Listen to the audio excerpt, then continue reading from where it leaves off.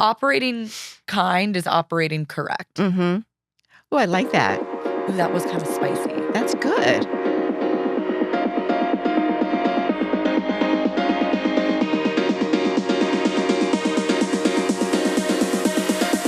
Wait, it's not that deep.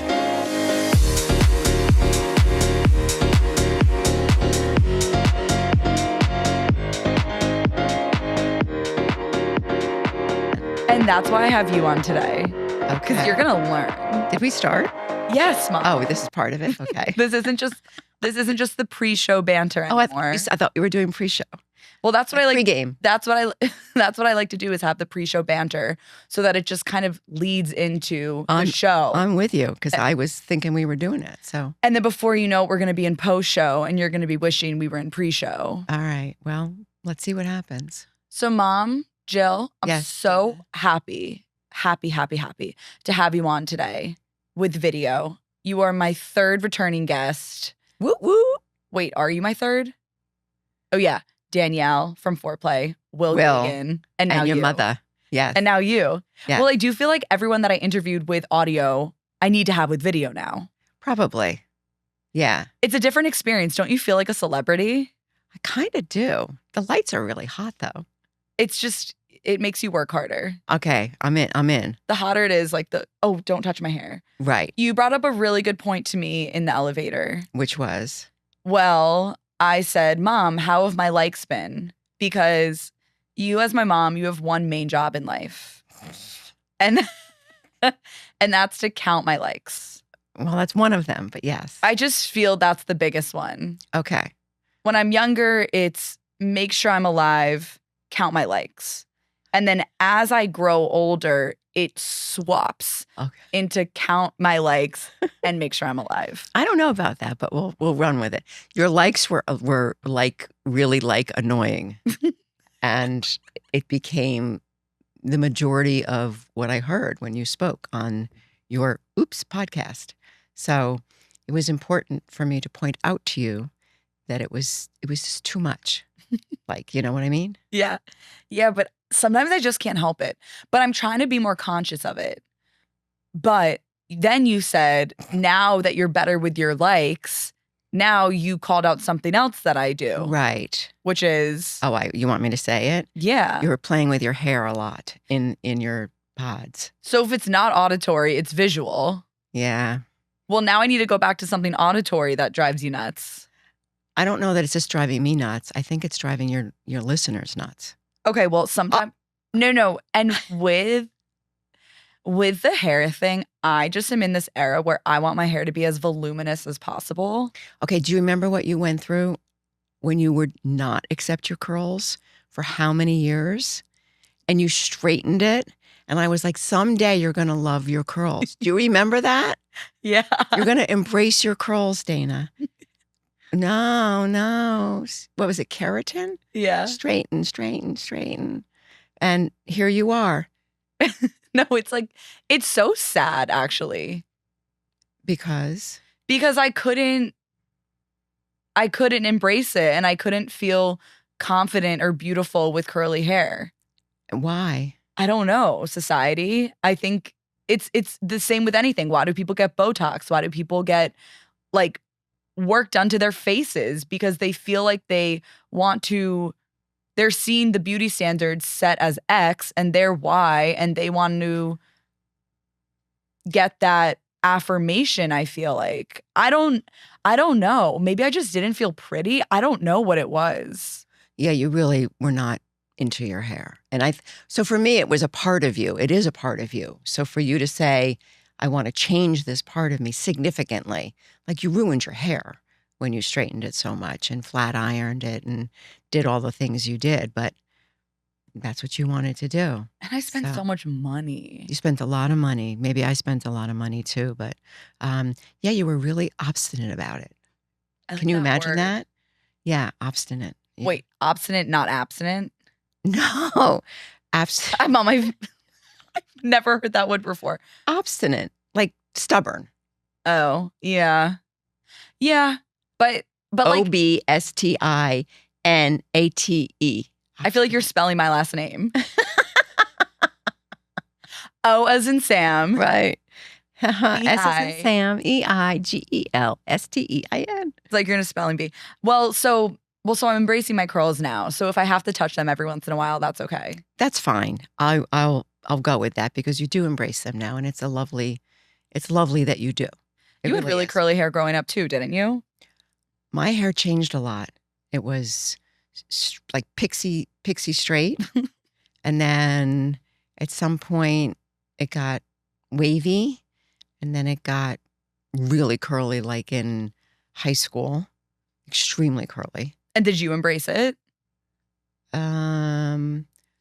I had no choice at that time. There was no way to do what you were doing. Like there was no straightening. Well, there was. It was like you'd go iron your hair. You'd go to a place and they'd actually iron your hair. Like you'd have your head on an iron board? I never did it. Aunt Miriam did it. Are you serious? She had, you know how her hair was later in life? So pretty. Right. So she used to go and whatever they did, I'd have to get back to you on what they actually did. I'm picturing someone laying with their head back and I don't all their know. curls and just taking an iron. I really don't, but that's what they did because people didn't want curly hair. So I guess it wasn't just you. I think it is more the norm of, which makes no sense. Because overall, I think you have a really great sense of self and self-esteem now. And maybe it took you to go through what you went through to recognize my curls are beautiful. Yeah. Also, even as an adult, I'll find every 4 weeks, I'm finding a new curly hair routine. I think I have one down now, but it takes a lot of time and patience and honestly money to want your curls to succeed. Yes, that's true. Me straightening my hair is me taking the easy way out. Right. Okay. But anyways, I'm wondering if you're not that deep, if we should save it for the end, if we should get into the content that I wanted to talk about with you today. What do you think? I'm good with that because I'm still formulating my not that deep. Mom. No, I'm really not. I have it. Okay. I have a few. Okay. Well, let's get into content. Okay. But first, 3, 2, 1. Content. Okay, do it again. Okay. But first, oh, wait, sorry. No. Cut. Okay. But first, Mom. Am I supposed to? Yeah, I'm saying but first and then content. Okay. Ready? Uh-huh. But first, content.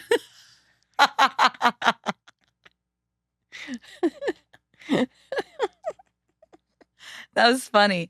That's the stuff that I want to keep in, you know? Okay. Like the last episode, you said, Dana, you were texting on your phone. Right. During the episode. Right. Is it so crazy that that's how I imitate your voice? I don't think that's my voice. No, it's not. Oh. But that's how I imitate you. I think you get like the Brooklyn or Bronx of grandma in there somewhere. I don't know. I love it. Yeah. If I really was to imitate you, you don't have a specific tonation or way that you speak that is really mockable. So it's good to know. And mockable is another way that Brooklyn people say markable. Right. Or remarkable. Right. Anyway, it's time for content. I'm like, okay. All right. So, yeah, what do you want to talk about? Well, so you said nothing was off limits. And then I proposed some topics to you and you said, why would you ever think of bringing those up? Right. So things are off limits. Well, I asked you after you mentioned a few things that you use your intelligent judgment to know what might be off limits. Because, people I know and people you know will watch this. So Totally. And it turns out people I don't know are watching this too. Exactly. Touche, l'chaim, mazel tov. Sheshe namaste. Sheshe namaste. Yeah. Well, something that I wanted to talk to you about is, in the last couple of months, I've had a lot of experiences with grief. Yes. And you're my mom, and I'm so lucky to have you as my mom. Thank you. But I also feel like you're my friend and you're a source of like steadiness, but also of comfort and compassion where like, it's coming. Like you you know what to say when I'm experiencing these really like honestly scary things. Yeah. You're like grabbing the pillow. Look what I have. Oh. I brought tissues. Sponsored by Not That Deep. Sponsored by Kleenex. Okay. Like, because you have so much experience with loss and with grief, I'm not grateful for it, but I think it's this weird position where like I know that I can talk to you about it because you've been through so much from such a young age. Yeah. And so today, I guess I just wanted, I'm like, do I need to up my medicine? Mom, like, I'll literally just start bawling my eyes out. Well, you have been going through a really hard time. So, I mean, that is an option, but I think you want to feel your feelings. No, I know, but sometimes it's like, it's too much. Yeah. Well, you're also talking about it right now. It's not like it's spontaneous in your, talking to friends and you just start crying. That's true. Right. So you're talking about it now. So your emotions are at the surface. That's true, Mom. And that's all good. Okay. It's not that deep. It's not that deep. But so I guess I wanted to talk to you about your experience with grief, how you move through it. Your first experience of it was when you were 8. 9. Like, I can't even fathom these big emotions at such a young age. And you also learned that it never stops. No, never. And I don't know. I guess I don't have like a clear question. Like, do you have a response to what I just said? I think that losing someone, anyone, is very deep. And you never get to the not that deep of it, other than maybe there is a positive. Like you knew Terrence. Whoa, that's weird. That was weird. That was weird. That was weird. Who just did that? Stand up. Someone. That was weird. Fuck. Has that ever happened before?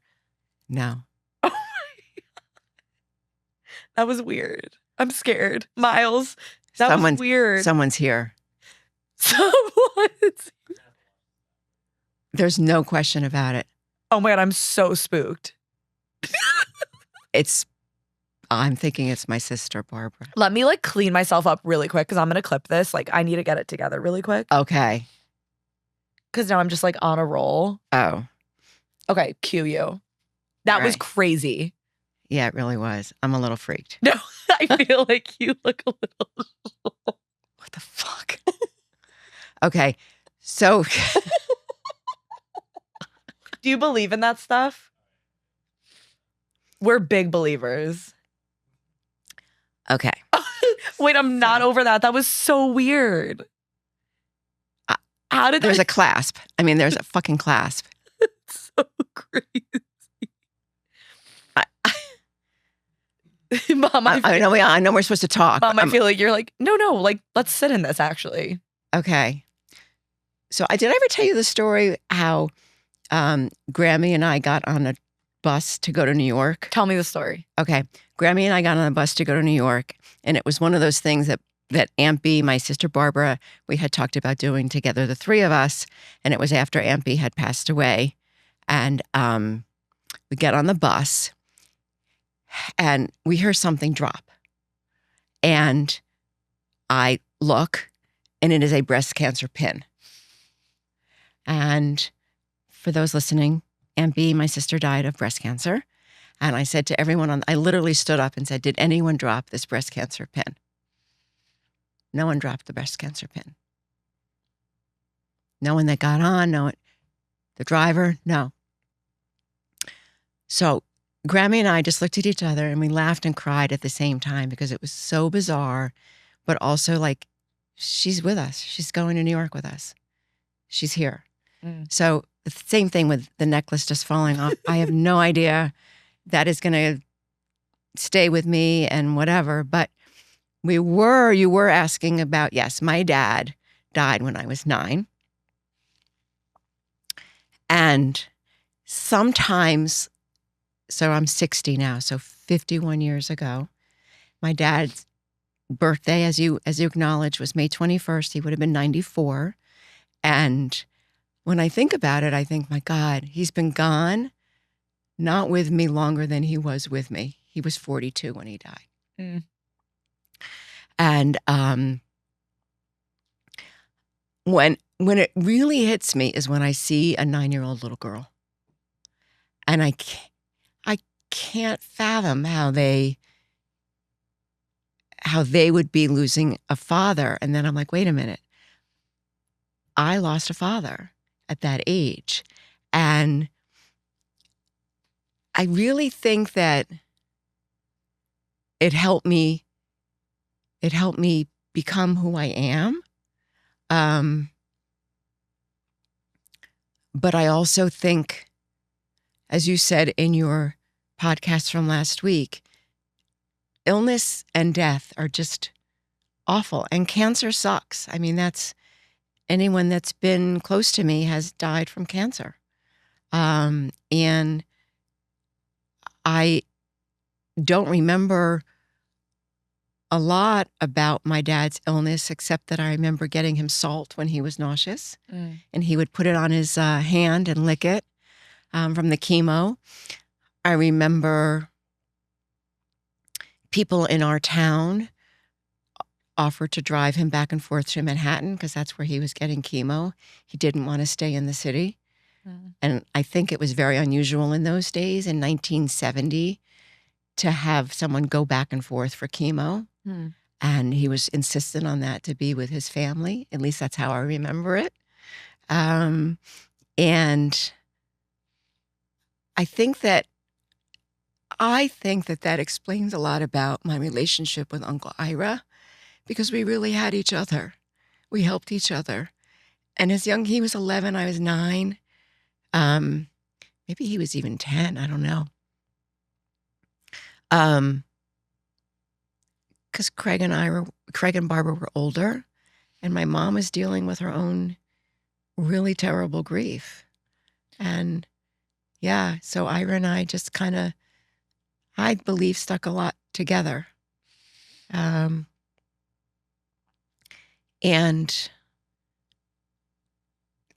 life went on. Life just went on. And you don't really have a choice. You just persevere and do what you have to do. And I lived life. Yeah. Do you remember like being so young, not having empathy, but even being able to conceptualize that my mom just lost her husband? Oh, yeah.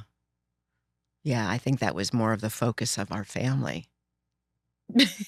Yeah, no. Again, from my memory, everyone's going to have their own memory of these events, but I feel that the purpose of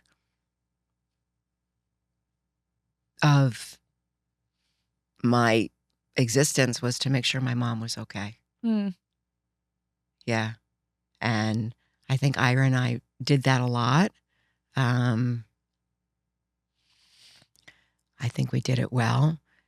Obviously, she took care of us as well. She was our mother, but I was 9 making my school lunch, and Ira would get her coffee ready for the morning, and we'd be really quiet. We'd walk to school together, just looking out for each other, because my mom was asleep. She wasn't really getting up and out of bed and functioning. And I remember starting 4th grade and just trying to feel like things were okay, and I guess they sort of were in a way. My 4th grade teacher knew my dad, knew my family, Mrs. Schiff, and I think she looked out for me a lot. I do in hindsight.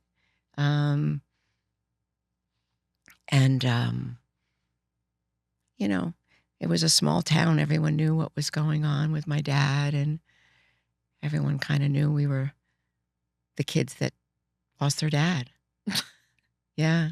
What did you feel envy seeing other kids with their dads? Was it like, I don't have memory of that if I Yeah. did. I think it just, I don't know if it became like it is what it is without realizing that I was thinking that. I don't know. I didn't have a choice.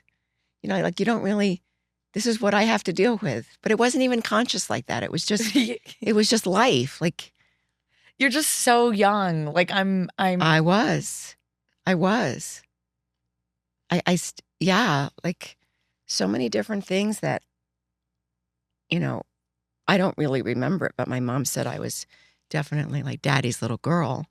Um, and you know, I have memories of my dad, not a lot, which is what probably is the most sad about it. I don't have a lot of memories. Um, and even when I get together with siblings or my family, it's nice to hear stories. It is. Um, but I know he was an amazing man, really organized, kind of anal, um, very loving. not like anyone in this room. No. Am I? Mom, you're so like organized. Are you serious? You think you're type B? I think I'm a type in between A, B. I think I've gotten less organized-y. You're pretty anal, Am but I? in a fun way. There we go. Yeah. I think I'm on top of things, but I'm not like cuckoo. Yeah, you're trustworthy and you're responsible. Yeah. Right. So I don't think that makes me fully A. Oops, sorry.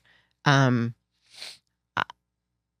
I mean, I like to be on top of things and take care of things. Yeah. What like what tools do you have for people when they are grieving? Or Are if you talking to me as a mom or a therapist? as a mom who is a therapist. No, I don't want to be a therapist. As a mom, As like a mom, cry, let it out. Let it be. Feel it. You have to you have to get through it to be at the other side of it. You have to.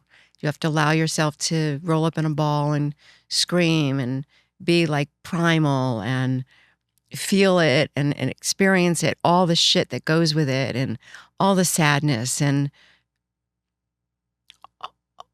all the anger, all the fear, um, all the uncertainty, all the unknown, reliving all the happy memories, trying to rid oneself of, if they were sick, like the awful memories of their illness, and you have to get through it. There's no squelching it. Don't repress it. I have worked with people that have repressed grief for many, many years, and it's detrimental beyond belief. what is that like what does that actually look like if you can talk about that? Because I would imagine for like Terrence, my Yeah, coworker coworker. friend we just lost, so many of the people that he is so close with in the office have families. And I was talking to them and I was asking, how do you have time to grieve? How are you carving out time in your days for yourself to grieve? Because I would imagine it's hard enough as a parent to carve out time to be you, to pee alone. Yeah, yeah. Yet now you have to process these emotions that I'm also going through and they've known him Yeah. X times. You know what I mean? Like, Yeah. So, two favorite places for me to cry. No, seriously, the shower Mm. and the car. The car. Yeah. There's certain music, certain songs. If I just feel like I need a good cry, I put it on. Oh my gosh. It's a release. I'll say cathartic. It's really just an amazing feeling of, oh my God, I needed that. And it's just remembering someone that's passed or just having a sense of just really, really missing them. I've gone a couple times in the last, I'd say 3 months, to pick up the phone and call my sister And it's been so bizarre. Like, oh my God, I just want to tell. Oh. And it's like literally the whole notion of doing it seems so like I just want to talk to my sister. And the epiphany that obviously I end up talking to her in my head, but not on the phone. Do you talk out loud to people? I talk out loud when I light like a yahrzeit candle. Yeah. But if I'm just in a place, I usually talk in my head. Yeah. So, I want to know what you think about this. Remember, also I have like tears like in my boobs. Can you give me another tissue? salty boobs. Okay. Yes. You want the pack? Salty Walty. No, just one. Okay. And then I'm going to blow my nose. Okay. I don't want to knock it. Okay. I needed that. Okay. It was primal. Like a good cry. Right. No, all of it, like I'm listening and I'm looking and I just have tears like running down my nipples. It's just crazy. Okay. Sorry, just saying. So remember that book that I told you about that Meg gave me? Yes. Okay. I haven't gotten it, but No. Did I tell you guys to get it or? you said it would be a good get. Oh, okay. I'll give it. Will's reading it right now. Oh, is Or he? he says he's reading it. Oh. Or I gave it to him. Okay. It's in So- California then. Yeah. Okay. It's a little early. Okay. So it's this woman, Laura Lynn Jackson, she's a clairvoyant, but she's also a clairaudient and like a clairsensavoyant. So she can feel people who have passed, hear them.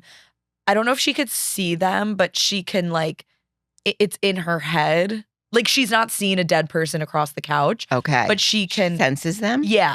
Okay. Yeah. And so obviously she's helped so many families. Closure is what all these families are searching for. And it's, yes, they want to talk to them, but it ends up kind of discovering that closure is what they're looking for and confirmation that they're okay. And the way that she describes the other side is not everyone agrees with this and that's okay, but a fact is a fact. Like picture we're here right now. If we had a piece of paper, like a piece of printing paper, and we put it up like this, whatever's on the other side of that, we can't necessarily see, but she can hear it.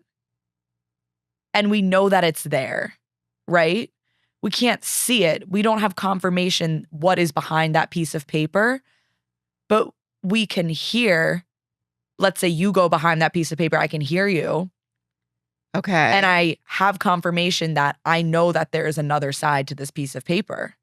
I just don't know what's necessarily there. Does that make sense?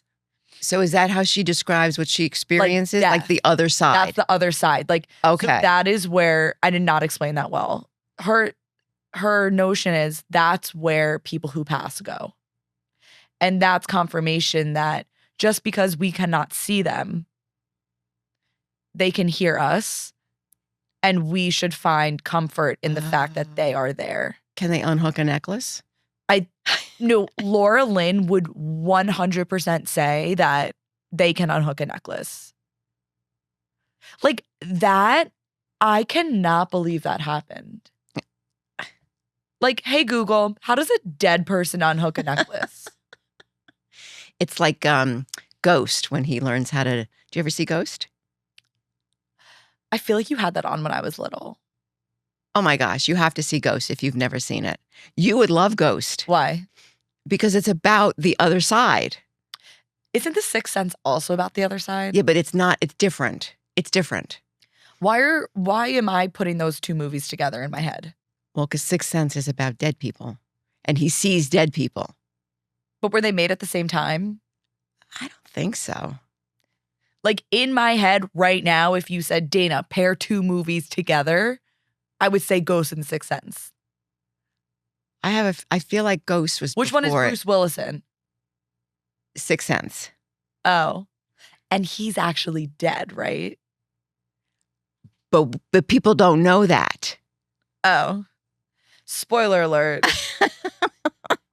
If you've not seen it, right? But that it's a great twist. Sixth Sense is great. Oh, you know what movie's so good? What?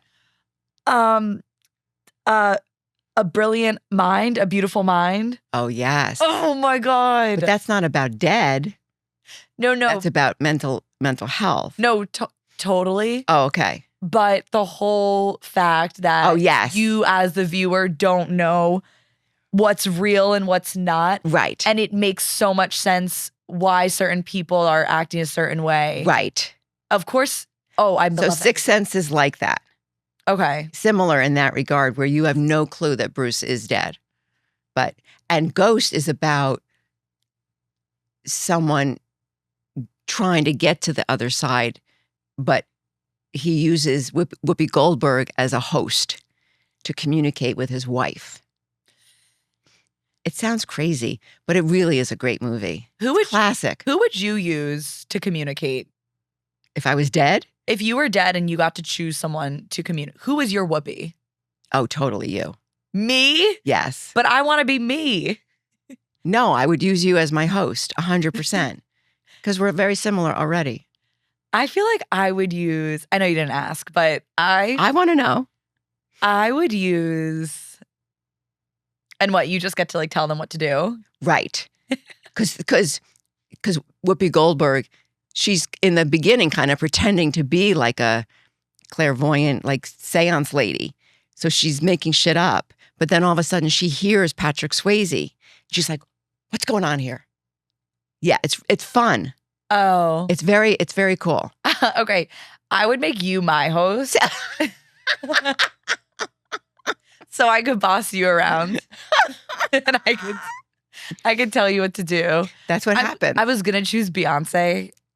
Oh my gosh. Okay. Just 'cause, like, a lot of work. Okay. She's on tour right now. Oh, okay. That'd be hard, Dana. I'll do you. You'd be exhausted. Yeah. Okay. Well, I think that's the end of our grief session. Like, okay. For now, just like, and for anyone listening, if you ever want to talk to me about it, like, I've never had such big feelings in my entire life. Yeah, you've been really, really in a place. No, definitely. I've been in a place. Yeah. I've been, as the kids say, going through it. Yes. But I'm aware that I'm going through it, and I feel like I'm doing the right things to get myself through it. Totally. But no, I am like, okay, when is this going to stop? Yeah. Well, I think the death of Terrence following Grandma's death, and just, it's a lot. It is a lot. Yeah, and just illness. I just get so worked up about it. Mm-hmm. It's on my mind 100 hours of the day, right? And I'm not hyper focused on it, but I get upset about it. Mm-hmm. Sue me. Yeah. Well, that's why a lot of people, including myself, say having your health is the most important thing. It's really an important part of life. It's our biggest superpower. And you got to do stuff to maintain it, whatever you can. Yeah. And that's really important. And I think laughter is a big part of that. Laughter is so important. Yeah. Like, there's no better feeling than laughing. No, agreed. When your cheeks hurt. Yeah. Hearing it, experiencing it, laughter, there's nothing like it. And I do think that got me through a lot of stuff along the way. Laughter. Not laughing about it, but just laughter in general. Being with friends, being with family, being able to laugh about life, because it's not always easy. We know that. You know that. I think learning it at a young age has its pros and cons, because then you're not really, really flipping out as life goes on when something bad happens. But you do have to go through it and let yourself. And you are. Yeah, it primes you a little bit so you can build your little toolbox. Love a toolbox. But I don't know. It's still just like the thought of like, this is as much as joy and laughter is a part of our lives. Like, grief is always going to etch its way in. Yeah. But that's just because it's a cycle of life. Right. And it also just means you loved someone so freaking much. Yeah. So someone once said to me, and I love this whole concept, is grief is not about what you had with the person. It's about what you won't ever have again with the person. Yeah. And that's grief. Because you've probably shared so many wonderful things with that person, this person, but it's never having that opportunity to share anything, any event. That's so true. Yeah. And it really is. I thought it was very profound, and I share it. And yeah. Right, because you're not sad about like, oh, I used to have so much fun with them. Right. That's so true. Like, Yeah. what is this pain and why am I feeling so sad? Yeah. It's because you're not going to have that. No, it's done. That's so true. And that's what's so unfathomable about it, where, what do you mean I'm not going to laugh with them again? Like, even when you were talking about Terrence in the last podcast, you enjoy your Tuesday, Wednesday, Thursday when you saw him, and that he was part of your day. Never be a part of your day again in life, in real life. You'll have memories of it. Yeah. But you won't have real moments. And that's the grief. Yeah. And that's pretty deep. that's so deep. Yeah. And these people living on in the photographs that we have and the memories, but like, it's just not enough. Yeah. And that's why people like to talk to the dead. Maybe. Or like, that's just another sign of like keeping them alive. Yeah. But I think what you said before about having closure is so key. Yeah. Like, that's why, yeah, I still would like to meet with someone and have potential contact, although they're here now. I don't know. They're here. Do you want a power hydration water?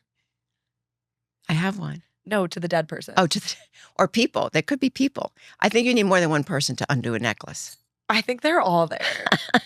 Well, I have grandma's ring on. Oh, okay. I don't think, I think that's Aunt B. The necklace? Yeah. I think so too. She would be jewelry. Yeah. Yeah. Yeah. Yeah. Yeah. She'd be like, that's mine. Or, Jill, I like your necklace. Yeah. Take it. Where's your necklace from? Can I say? Yeah. This one, banana. Oh. This one's from Friends. Okay. The For my banana 50th. connection. Yeah, right. Interesting. I'm checking the Agreed. time. Okay. It's 6:08. Okay. Oh my God. This is actually a funny text I'll share with you. Because I love to text. I had my comedy show last night. Yes. I was in a comedy show. One of the guys just texted me, who's another comic who I love, just has like amazing energy. I'm not going to name drop. Okay. He sent me like a bunch of texts. The last text is, I love how you were greeting everyone for the show. And then you were just down to dance. But meanwhile, they were just there to dance downstairs. Because I was like greeting everyone. And I was like, hey, you here for the comedy show? And they were like, we're here for the networking event. In full suits with little, I said, oh, that's so downstairs. There's something going on at the same time as your comedy show. Something's going on the way to the forum. Okay. But Mom, I would love to know what your Not That Deep is. Okay. Did you muster one up? I did. So, wait, let me take a sip. Excuse you. Excuse me.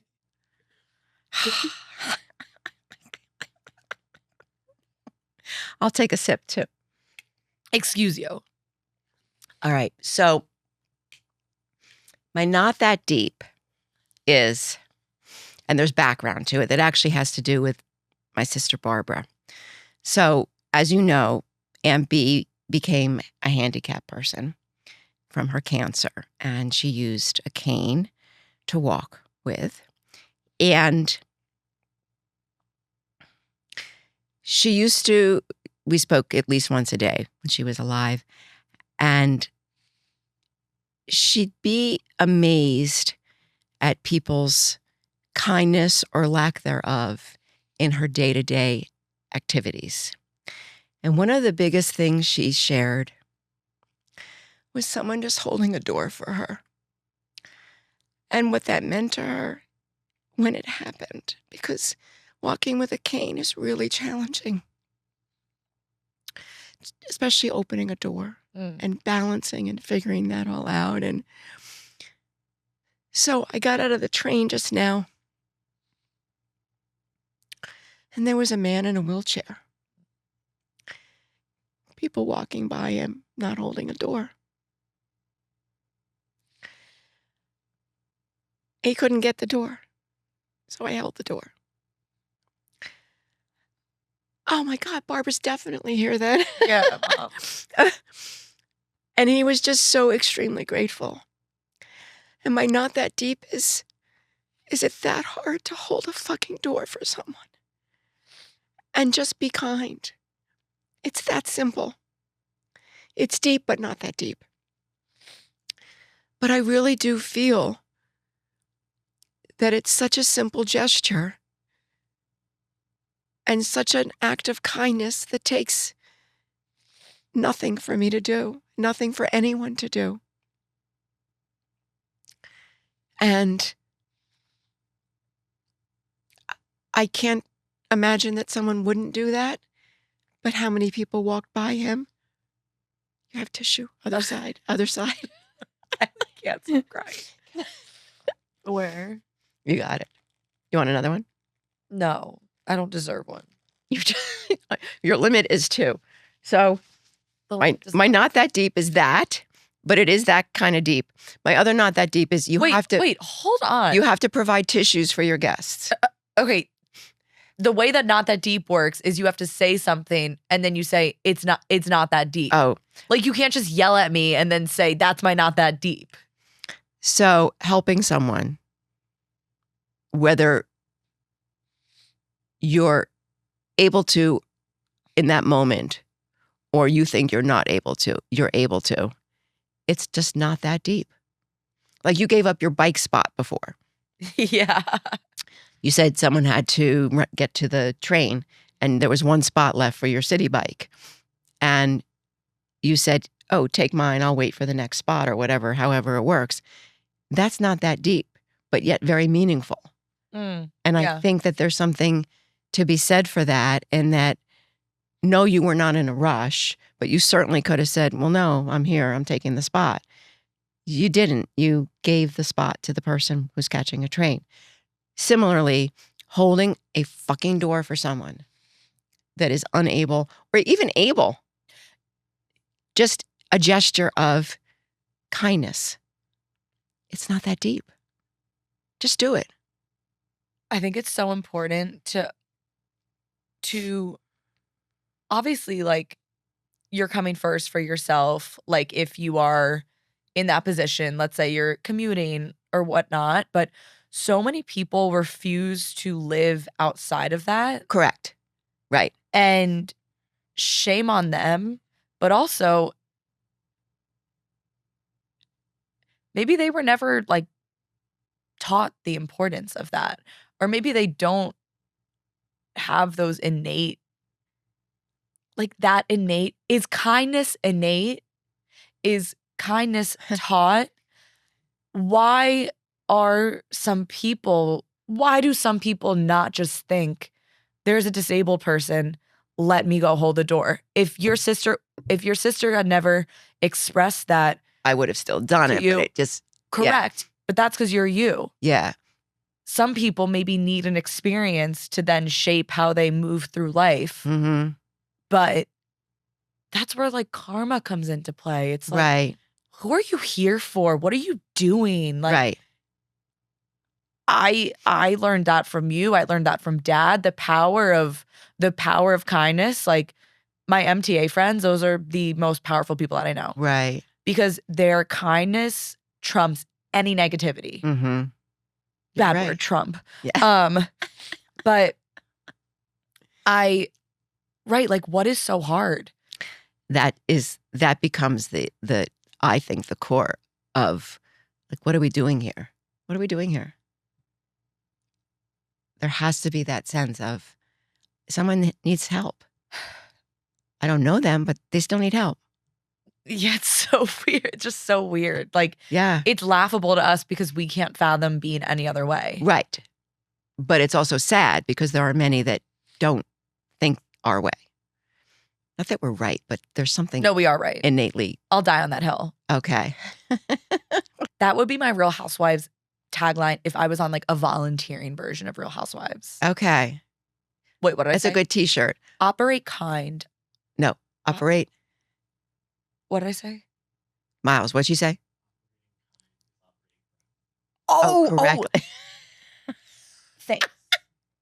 Operating kind is operating correct. Come correct. Correctly. No, I like come correct. That's like what people say. Really? You like come correct. I think it's correctly, but okay. Okay. We'll Google it. Yeah, we'll Google it. I've never. So how is that how is mine not that deep? I think it's perfect because if you're listening to this, as someone who's listening to this, if you made it through, Phew. congratulations. I think that if you can do something kind today, that maybe it's not the most convenient for you, but you have the ability to make someone's day. Right. You have the ability to be the story that somebody goes home to their family to tell them, Right. someone did something so freaking nice for me. Mhm. Let me tell you. Because when someone does that for you, don't you want to tell someone? And pay it forward. I was just going to say that. Oh my God. Content. And that's on content. Content. Yeah. Pay it forward. Yeah. Like also smiling at strangers, which I feel like is something that I Yes. keep talking about. When you smile at someone and they are like, oh, fuck. Yeah. Wait, this is fun. It's funny you're saying that because Jack has commented that I always smile at a stranger, and he started doing it now. And it's like the coolest thing. Like, I'll just say hi. I don't know them. Hi. How's your day? They could be having the worst day of their life. Right. It's such a simple gesture. Yeah. People need to be like us. Jewish. No, I'm just kidding. I'm just kidding. Mom, thank you so much for your second time on Not That Deep. I am so honored to be here. I really am. So happy I could cry. Yes. Like I'm always crying, but I'd like to hug you, but the mic's in the way. it's okay. We'll do that in a little bit. Okay. We'll get photos. But any last words? Just, I am so proud of you Oh. that you have this going for you and that you have listeners outside of friends and family that we have confirmation of and that you really enjoy doing it. I think you're amazing at it. I think you have some therapist in you, even though you don't realize that. And I am honored to be your mother. And I'm really, really so proud of you as a daughter and a young woman. So thank you. God. I love you. Thanks, Mom. Love you. You're welcome. Love you too. Cue the music. Mom.